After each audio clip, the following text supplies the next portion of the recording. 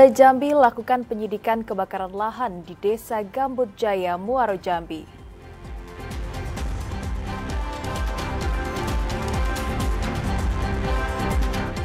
Ribu siswa di Kota Jambi menjadi target program cek kesehatan gratis.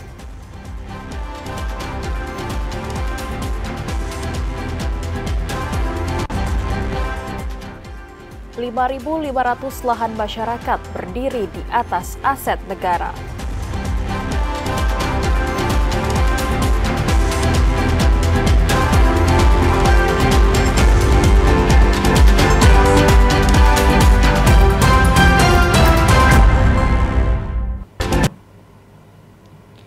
Assalamualaikum warahmatullahi wabarakatuh. Terima kasih saudara Anda masih setia menyaksikan Jambi hari ini edisi Minggu 10 Agustus 2025. Dan selain 3 berita utama tadi saudara, redaksi kami juga telah menyiapkan sejumlah informasi penting dan menarik lainnya untuk Anda. Bersama saya Anastasia Laga. Dan saya Omil Hayadi, inilah Jambi hari ini selengkapnya.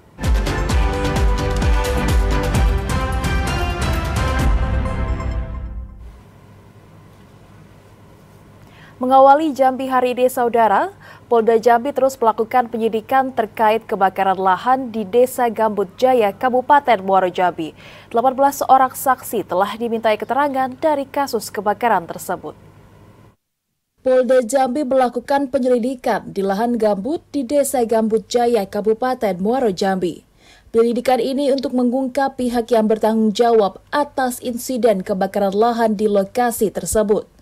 Direktur Direktorat Reserse Kriminal Khusus Polda Jambi, Kombes Pol Taufik Nurmandia mengatakan, sebanyak 18 orang saksi telah dimintai keterangan, mulai dari pekerja, warga yang memadamkan api hingga pemilik lahan yang terdampak.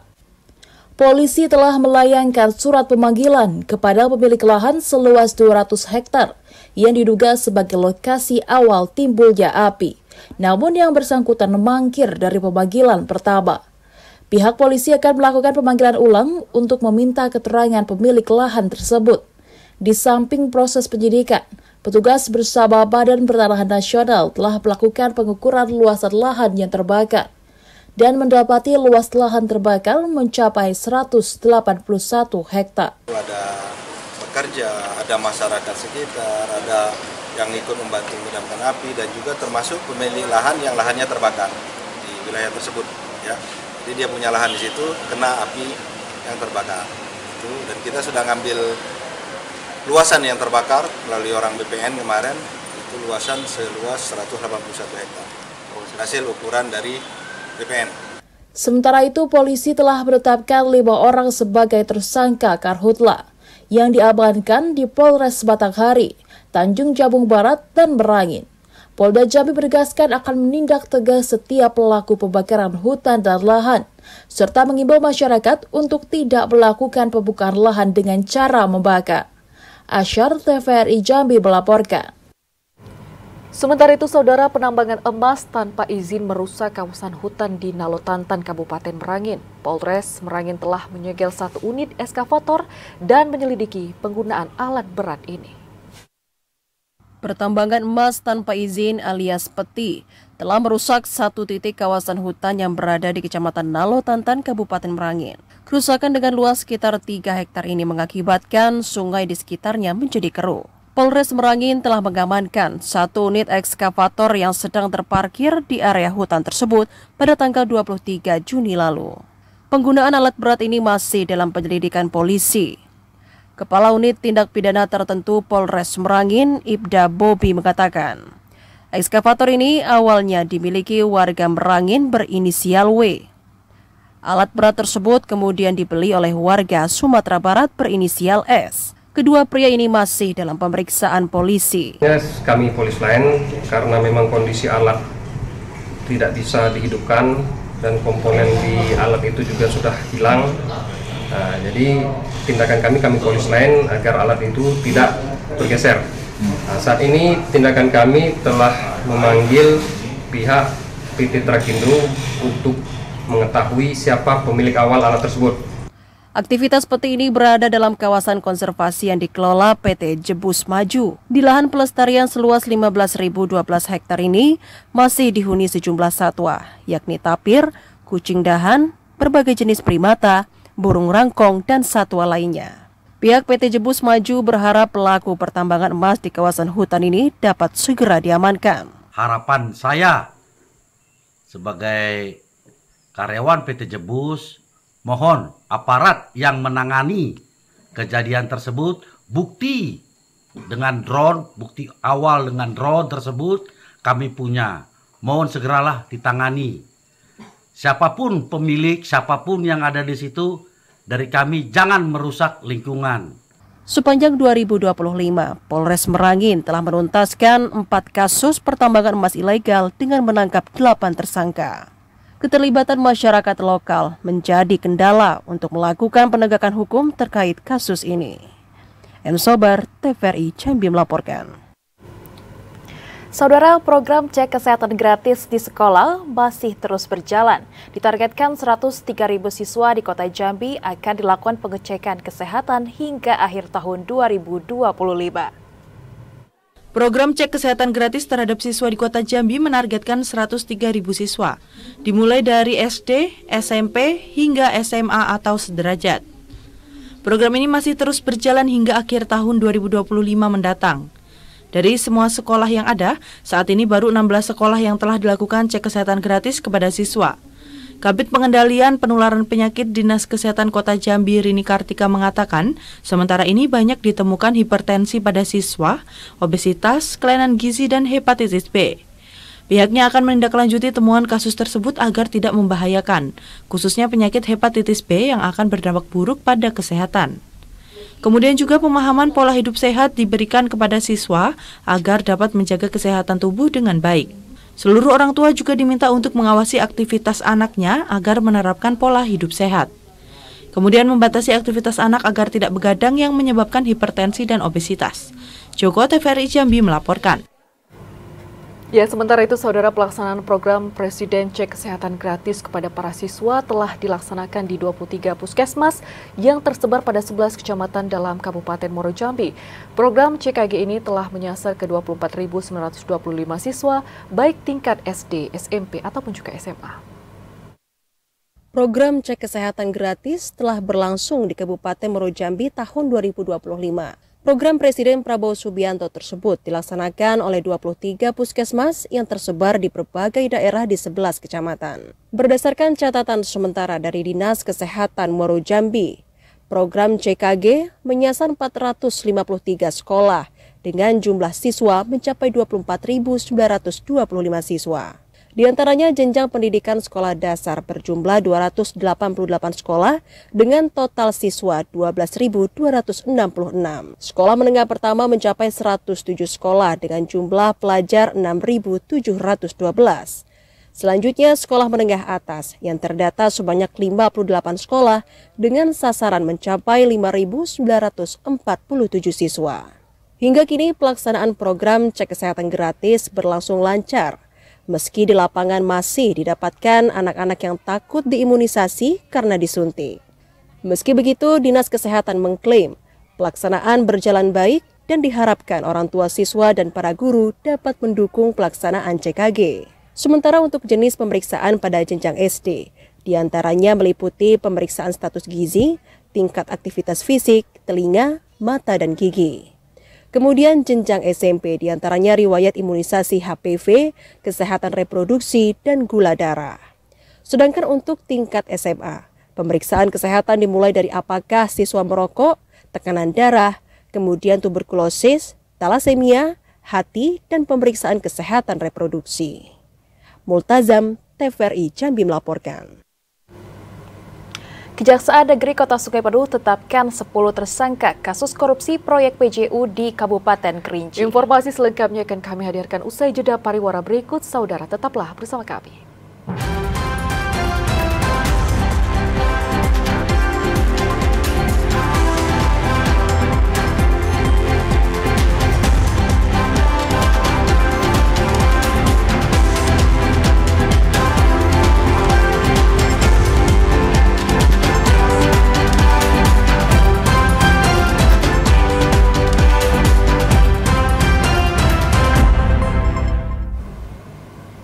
Anda kembali bersama kami, saudara, dalam Jambi hari ini. Badan Pertanahan Nasional atau BPN Kota Jambi melakukan cek data pada 5.500 lahan masyarakat yang berdiri di atas aset negara. Berdasarkan hasil pengecekan, tumpang tindih ini terjadi akibat pemekaran wilayah dan Pertamina belum menyerahkan peta aset ke BPN Kota Jambi. Badan Pertanahan Nasional (BPN) Kota Jambi telah melakukan cek data tumpang tindih kepemilikan tanah. Sedikitnya ada 5.500 tanah masyarakat yang bersertifikat namun berdiri di atas tanah milik negara. Kepala BPN Kota Jambi Hari Susetio mengatakan, tumpang tindih lahan ini berada di 7 kelurahan. 3 di antaranya Kelurahan Kenali Asam, Kelurahan Kenali Asam Bawah, dan Kelurahan Kenali Asam Atas Kota Jambi. Hal ini terjadi bermula dari pemekaran wilayah yang semula Kabupaten Batanghari. Kemudian juga pencatatan data masih secara manual yang saat itu masih berada di BPN Batanghari. Pasca pemekaran pada tahun 1988, pihak Pertamina belum menyerahkan peta aset ke Badan Pertanahan Nasional Kota Jambi, sehingga terjadinya tumpang tindih kepemilikan sertifikat tanah yang dikeluarkan oleh BPN Kota Jambi. Jadi sertifikat HGB yang sudah diterbitkan oleh BPN dalam hal ini dahulu masih Kabupaten Batanghari, terbit HGB tahun 1984. Itu wilayah tersebut masih wilayah Kabupaten Batanghari. Kemudian tahun 1988 mekar wilayah itu menjadi bagian dari Kota Jambi sehingga terjadi istilahnya tumpang tindih. Pihaknya telah melakukan koordinasi dengan Wali Kota Jambi dan DPRD Kota Jambi terkait permasalahan tersebut. Saat ini pemerintah daerah juga akan menemui Presiden Prabowo Subianto terkait permasalahan apakah bisa dihibahkan ke masyarakat atau tidak. Joko, TVRI Jambi melaporkan. Sementara itu, Saudara, Kejaksaan Negeri Kota Sungai Penuh telah menetapkan 10 orang tersangka dalam kasus korupsi proyek PJU di Kabupaten Kerinci. Saat ini 10 orang tersangka masih diproses untuk dilimpahkan ke Pengadilan Negeri Kota Sungai Penuh. Dalam kasus korupsi proyek penerangan jalan umum atau PJU di Kabupaten Kerinci, Kejari telah menetapkan 10 orang tersangka yang terlibat dalam kasus tersebut. Penetapan para tersangka dilakukan secara maraton, mengingat terlalu banyak yang terlibat dalam kasus tersebut.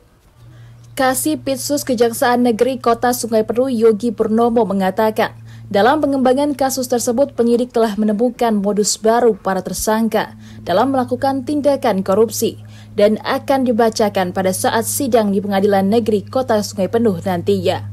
Hingga saat ini, 10 orang tersangka telah diproses untuk dilimpahkan ke Pengadilan Negeri Kota Sungai Penuh. Dan proses penyidikan akan terus dilakukan oleh pihak Kejaksaan Negeri Kota Sungai Penuh. Tindakan para tersangka menyebabkan kerugian negara hingga 2,7 miliar rupiah. Bahwa dalam proses pengadaan ini kami menemukan modus baru yang dilakukan oleh para tersangka untuk menghindari dari konsultan pengawas dan sebagainya. Nah, itu terkait bagaimana kami menemukan kerugian keuangan negara di dalam perkara ini.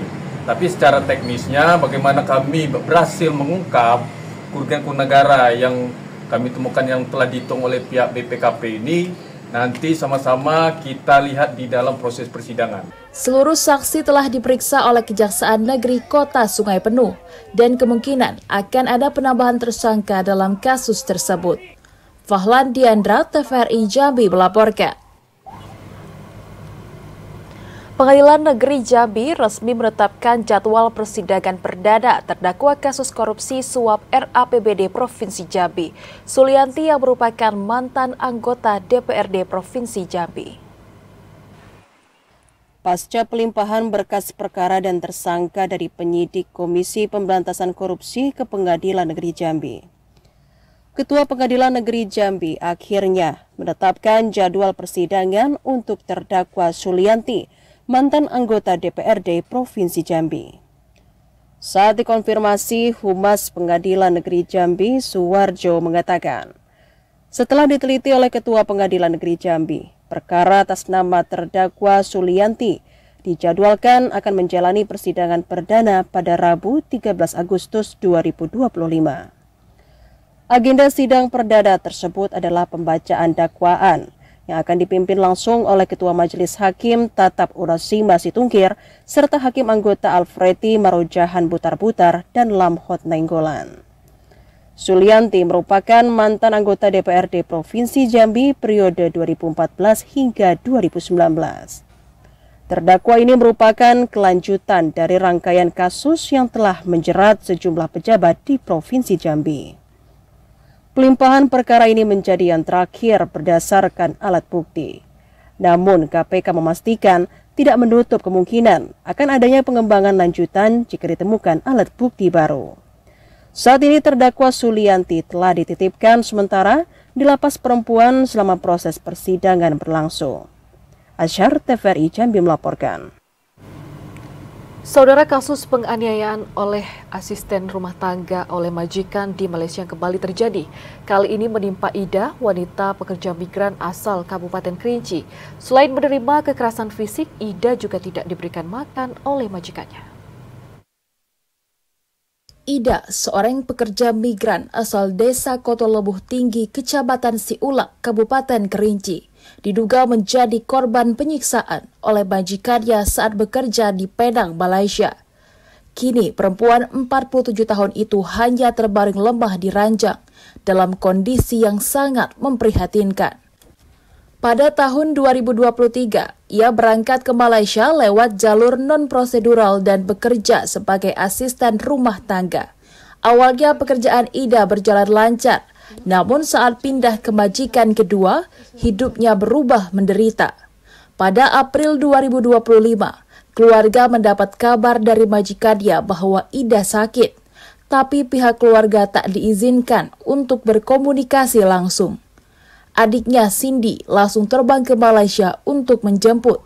Saat di rumah sakit Penang, Malaysia, keluarga hampir tak bisa mengenali wajah kakaknya Ida karena banyaknya luka.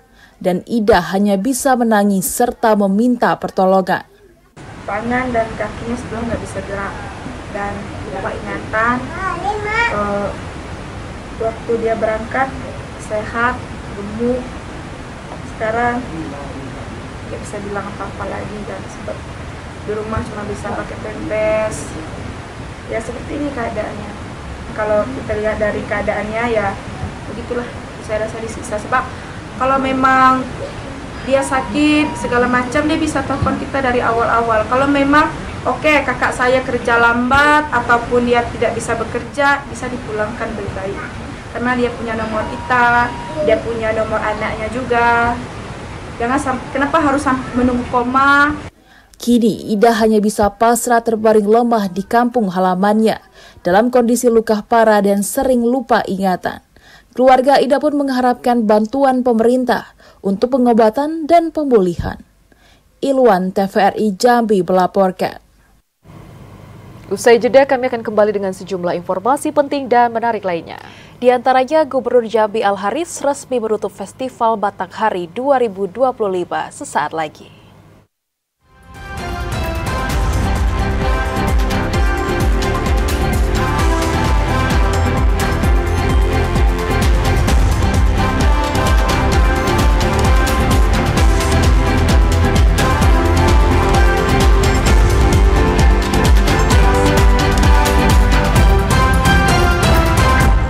Anda kembali bersama kami saudara dalam segmen advertorial. Festival Batanghari 2025 resmi ditutup oleh Gubernur Jambi Sabtu malam. Festival Batanghari tidak hanya menjadi bagian promosi wisata dan budaya daerah, namun juga melestarikan Sungai Batanghari sebagai identitas daerah Jambi dengan beragam kearifan lokalnya. Gubernur Jambi Al-Haris secara resmi menutup penyelenggaraan Festival Batanghari tahun 2025 yang telah digelar selama 8 hari di kawasan ruang terbuka hijau Putri Pinang Masak. Gubernur Al-Haris mengatakan, penyelenggaraan Festival Batanghari adalah wujud nyata komitmen bersama untuk menjaga dan melestarikan Sungai Batanghari. Upaya pelestarian ini bukan hanya soal lingkungan, tetapi juga menyangkut identitas, ekonomi, serta keberlanjutan masa depan, khususnya dalam upaya mewujudkan Jambi mantap, berdaya saing, dan berkelanjutan. Festival Batanghari menjadi ajang promosi yang efektif untuk mengangkat dan memberdayakan wisata maupun budaya daerah kepada masyarakat luas. Penyelenggaraan Festival Batanghari diharapkan mampu menarik minat kunjungan wisatawan ke Provinsi Jambi dalam upaya meningkatkan perekonomian daerah dan kesejahteraan bagi masyarakat. Gubernur Al-Haris mendorong pihak terkait untuk terus meningkatkan kualitas penyelenggaraan Festival Batanghari agar bisa dikenal luas secara nasional maupun internasional. Dalam rangka untuk Karisma FM Nusantara 2025 bertempat di ruang terbuka hijau di Gunung Masa ini. Alhamdulillah selama 7 hari ini kita melihat bagaimana semangatnya para pelaku UMKM, juga termasuk juga pelaku seni budaya, termasuk juga teman-teman dari pencinta kuliner Jambi ya, yang luar biasa di sini. Mengangkat tema semakin dilestarikan, semakin mensejahterakan. Festival Batanghari diselenggarakan dari tanggal 2 hingga 9 Agustus 2025. Randy Arta, TVRI Jambi melaporkan. Sementara itu, Saudara, Sunset Fun Run 2025 menjadi salah satu bagian dari rangkaian penyelenggaraan Festival Batanghari 2025. Sebanyak 750 peserta mengikuti Sunset Fun Run yang dilepas oleh Kepala Dinas Kebudayaan dan Pariwisata Provinsi Jambi pada Sabtu sore kemarin. Kepala Dinas Kebudayaan dan Pariwisata Provinsi Jambi, Imron Rosyadi, secara resmi melepas peserta Sunset Fun Run tahun 2025. Kegiatan yang dipusatkan di ruang terbuka hijau Putri Pinamasak itu merupakan bagian dari penyelenggaraan Festival Batanghari yang masuk dalam kalender Karisma Event Nusantara. Imron mengatakan, penyelenggaraan Sunset Fun Run menjadi etalase promosi kekayaan budaya dan wisata daerah agar bisa dikenal luas oleh masyarakat, baik lokal maupun internasional.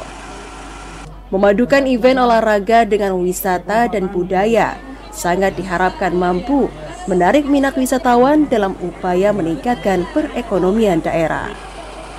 Kegiatan Sunset Fun Run ditargetkan mampu menginspirasi masyarakat untuk terus berolahraga dan menjaga kelestarian lingkungan.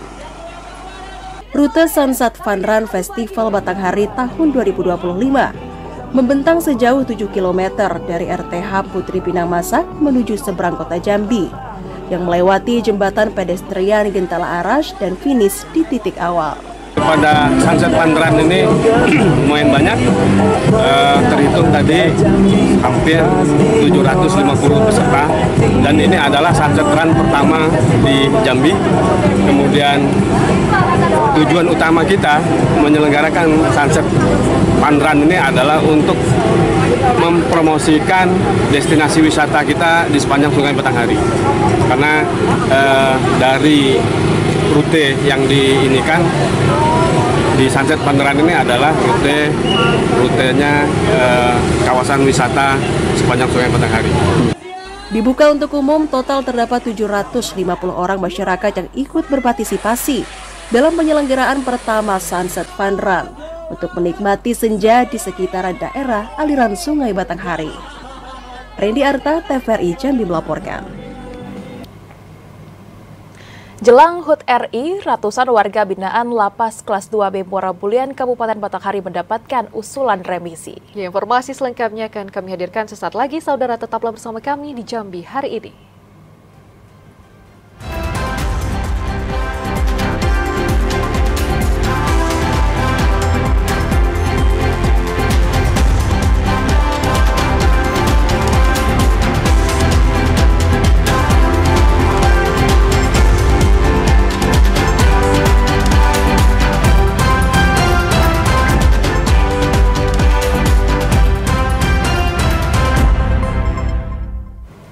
Anda kembali bersama kami, Saudara, dalam Jambi hari ini. Ketua KONI Pusat dijadwalkan hadir dalam pelantikan Ketua Umum KONI Provinsi Jambi.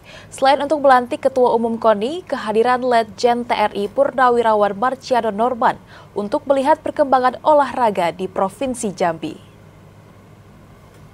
Pelantikan Ketua Umum Komite Olahraga Nasional Indonesia Provinsi Jambi, AKBP Mat Sanusi, dijadwalkan berlangsung besok Senin 11 Agustus di Rumah Dinas Gubernur Jambi. Selain Gubernur, Ketua Umum KONI Pusat Letjen TNI Purnawirawan Marciano Norman dijadwalkan juga hadir pada pelantikan tersebut. Kehadiran Ketua KONI Pusat ini dinilai penting, tidak hanya sebagai bentuk dukungan terhadap kepengurusan baru KONI Provinsi Jambi, tetapi juga menjadi kesempatan untuk melihat langsung perkembangan pembinaan olahraga di daerah. Selain menghadiri pelantikan, Ketua KONI Pusat dijadwalkan melakukan pertemuan dengan pengurus KONI Kota dan Kabupaten, serta meninjau beberapa fasilitas olahraga. Ketua KONI Pusat juga berencana menyaksikan gelaran Korem Cup 1 yang mempertandingkan cabang olahraga pencaksilat dan dayung. Jumlahnya 6 orang semuanya.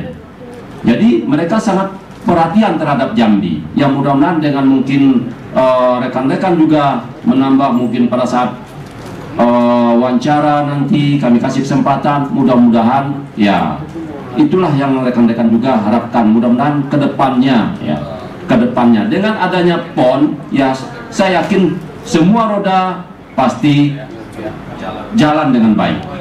Panitia pelaksana memastikan persiapan pelantikan Ketua Umum KONI Provinsi Jambi dipastikan sudah matang. Semua persiapan telah dilakukan untuk melantik Ketum KONI Jambi yang baru tersebut. Ari Haryono, TVRI Jambi melaporkan. Ya, Saudara, jelang HUT Republik Indonesia, Lembaga Pemasyarakatan Kelas 2B Muara Bulian mengusulkan ratusan warga binaan untuk mendapatkan remisi umum serta dasawarsa. Pemberian remisi ini hanya berlaku bagi warga binaan yang telah menjalani pembinaan dengan baik. Lembaga Pemasyarakatan Kelas 2B Muara Bulian, Kabupaten Batanghari, mengusulkan sebanyak 268 orang warga binaan untuk mendapatkan remisi umum atau pengurangan masa tahanan dalam rangka HUT ke-80 Kemerdekaan Republik Indonesia tahun 2025. Kepala Lembaga Pemasyarakatan Kelas 2 Muara Bulian Muhammad Ilham Santoso Sahdani mengatakan, selain remisi umum, pihaknya juga mengajukan sebanyak 271 orang warga binaan untuk menerima remisi dasawarsa yang diberikan selama 10 tahun. Pemberian remisi hanya berlaku bagi warga binaan yang telah memenuhi syarat, seperti berkelakuan baik selama menjalani masa hukuman, serta aktif dalam mengikuti kegiatan pembinaan. Untuk tahun ini remisi kita untuk remisi umum kurang lebih di lapas kelas 2B Muara Bulian sebanyak 268 orang. Sedangkan untuk remisi dasawarsa sebanyak 271 orang. Remisi dasawarsa, remisi yang diberikan setiap 10 tahun sekali. Meski bersifat usulan, Ilham berharap semua jumlah usulan remisi ini dapat disetujui secara utuh oleh Kanwil Ditjen Pemasyarakatan Jambi. Masa remisi akan diberikan dari 1 bulan hingga maksimal 6 bulan. Ade Juniawan, TVRI Jambi melaporkan. Memeriahkan HUT ke-80 Kemerdekaan Republik Indonesia, pemerintah Kabupaten Tebo mengadakan gerakan pembagian dan pemasangan bendera merah putih serentak di wilayah Kabupaten Tebo. Dalam rangka menyambut hari ulang tahun ke-80 Kemerdekaan Republik Indonesia, pemerintah Kabupaten Tebo menggelar aksi pemasangan bendera merah putih secara serentak. Kegiatan ini dipimpin langsung oleh Bupati Tebo bersama Forkopimda. Pemasangan bendera merah putih diawali dari rumah dinas Bupati, kemudian jalan jalur 2 yang ada di Kabupaten Tebo.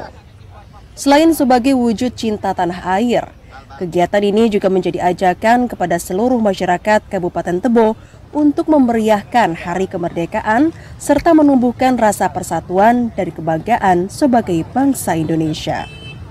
Agus Rubianto juga mengimbau kepada masyarakat Kabupaten Tebo untuk memasang bendera merah putih di depan rumah dan lingkungan masing-masing. Serentak memasang bendera merah putih di Kabupaten Tebo. Saya selaku Bupati Tebo mengimbau pada seluruh masyarakat di Kabupaten Tebo untuk dapat memasang bendera di rumahnya masing-masing, karena di bulan Agustus ini adalah hari kemerdekaan bangsa Indonesia, yaitu perjuangan dari para pahlawan pendahulu kita yang sudah berjuang dengan tumpah darah dan air mata untuk memerdekakan negara Republik Indonesia. Ratusan bendera merah putih dibagikan dan dipasang di 21 titik di wilayah Kabupaten Tebo. Dengan berkibarnya bendera merah putih di setiap sudut kota, menambah semarak Hari Kemerdekaan Republik Indonesia. Intizam, TVRI Jambi melaporkan. Ya, sementara itu saudara, menjelang peringatan HUT ke-80 Kemerdekaan Republik Indonesia, semangat nasionalisme berkobar di kalangan siswa sekolah dasar di Kayu Aro Barat, Kabupaten Kerinci.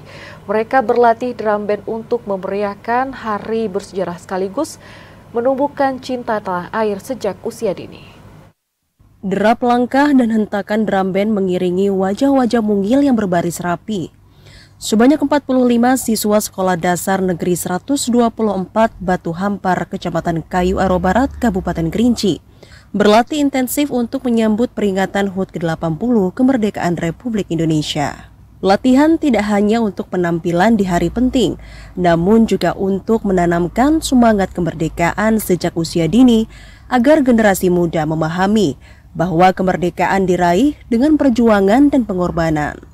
Pada momentum hari ulang tahun kemerdekaan Republik Indonesia, latihan drum band juga menjadi simbol bahwa perjuangan tidak selalu harus di medan perang, namun bisa dimulai dari lingkungan sekolah melalui kegiatan positif yang membangun rasa bangga dan cinta pada tanah air. 45 orang semua yang ikut dalam drum band ini. Sistem latihan ini SD ini kami menerapkan itu SD 124 ini kita menerapkan itu pagi belajar pelajaran pertama, sudah itu jam kedua masih belajar, nah jam terakhir kita latihan. Melalui langkah kecil ini, semangat kemerdekaan dititipkan kepada generasi penerus agar api nasionalisme tidak padam dan tetap berkobar hingga masa depan. Ilwan, TVRI Jambi melaporkan. Demikian Jambi hari ini, saudara. Terima kasih atas perhatian dan kebersamaan Anda. Dan akhirnya saya Anastasia Laga. Dan saya Omil Hedi bersama kerabat kerja yang bertugas pamit undur diri. Wassalamualaikum warahmatullahi wabarakatuh dan sampai jumpa.